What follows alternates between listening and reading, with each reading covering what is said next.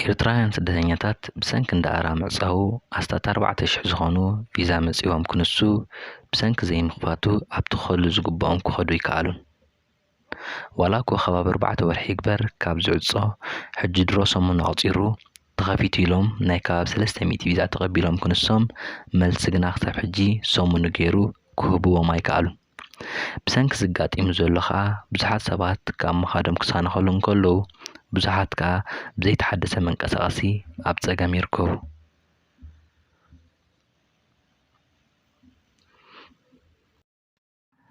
ካብተን ብምውሳእ ኣለዋና ኢልና ንመካሓለን እያ ንብዙሓት ዓመታት ኣብ ኣሜሪካ ድሕሪ ምቕማጣ ፈተውታን ስድራን ዝርከብዎ ኣብ ኤርፖርት ብኸብ ዝበለ ሓጎስ ተቐቢሎማ ተዋሳኢት መረብ እስጢፋኖስ ድሕሪዚ ኮፍ ከይበለት ናብ ዓይነ ሱራንያ ምብፃሕ ኣካይዳ ድሕሪ ገለ ናይ ዕረፍቲ ጊዜኣ ቅንያት ፈንቅል ምስ መንባሩ ናብ ባፅዕ ፈንቅል ንምብዓል ምስ ቡፅታ ወሪዳ ኣይፀንሐትን ናብቲ ተፈትዎ ሞያ ምውሳእ ከዓ ክንሪኣ በቂዕና ካብ ተኸታታሊት ኣመንዝራ ኣይኮንኩን ከዓ ግቡእ ስርሓ ጀሚራ እዚ ኣብ ሚድያ ብፍጹም ዝቐርብ ዘሎ ተበዲልና ዝብል ዘረባ ዋላ እኮ ንኽልቲኦም ወገናት ክትምሕለሉ ዘይትኽእል ጉዳይ እንተኾነ እዘን ተበዲለን ዝብላ ዘለዋ ወገናት ወፂአን ክዛረባሉ ዝኽእላ ዕድላት ክፍጠር ይግብኦ። እዚ ማለት ክልቲኦም ጉዳያት ኣብ መድረኽ ወፂኦም ክዘራረብሉ ዝኽእሉ ነገራት ክፍጠር ኣለዎ። ዋላ እኮ ፍጹም ኣይበደልኩን ይብል እንተሎ ንሰን እውን ብድምፀን ብዝተመሓላለፈ ናይ በደለን ጎፋውንድሚ እዩ ተዘርጊሑ ዘሎ። እዚ ከዓ ቅድም ክረጋገጽ ብድሕሪኡ ንሓገዝ ዝኸውን ነገራት ክብገስ ይግብኦ።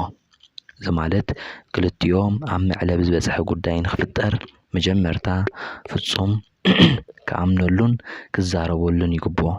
ብድሕሪኡ ንሳተን እውን መፂአን ኣብ መድረኽ ይህን ሚሂን ዝበሃላሉ ጉዳይ ክፍጠር ኣለዎ።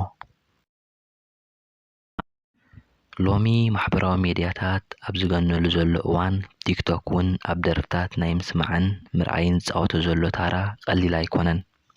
እዚ ጥራይ ዘይኮነ ኣብ ፊልምታትን ተውህቡኻ ኣብ ምልላይን እውን ሓደ ካብቲ ናይ ቲክቶክ ንሪእየሉ ዘለና እዋናት እዩ። ካብዚ ብዘይፍለ እውን ኣወዳት ንኣዋልድ ኣብ ቲክቶክ ዝመርፅሉን ኣዋልድ እውን ከምኡ ፅባቐ ዘድንቕሉን ቀሊል ኣይኮነን። ኣዋልድ ደቂ ኣንስትዮ ብዝብል ስልማት ንገለ ደቂ ኣንስትዮ ኣብ ሚድያ ዝርከባ ስልማት ሂቡ። ኣብዚ ኣድያም ስባቱ ከምኡውን ዮሃና ፀጋይ ዝርከበአን ተዋሳእቲ ክስለማ እንከለዋ ካልኦት ኣብ ሚድያ ዝነጥፋ እውን ሰሊም እዩ። ብዙሓት ሰባት ኣድያም ምስኖም የላን ኣብቲ ዝገበረቶ ኢንተርቪው ንምንታይ ክለዓለላ ዘይድሌት ስለዝተባእስዮም ዝብል ብዙሕ ዘረባታት እኳ እንተነበረ ኣብዚ ኣድያም ዋዕሎ ደቂ ኣንስትዮ ብዝብል ስልማት ዝተዋህበቶ ግና ኣብ ኢንስታግራም ብኽብሪ እንቋ ሓጎሰክብ ብዘስምዕ ኣብ ኢንስታግራም ናቱ እንሆም ክዝርግሑ ተራእዩ። እዚ ከዓ ንዘለዎም ኣብ ሓዳሮም እዩ ቅርርብ ዘርኢ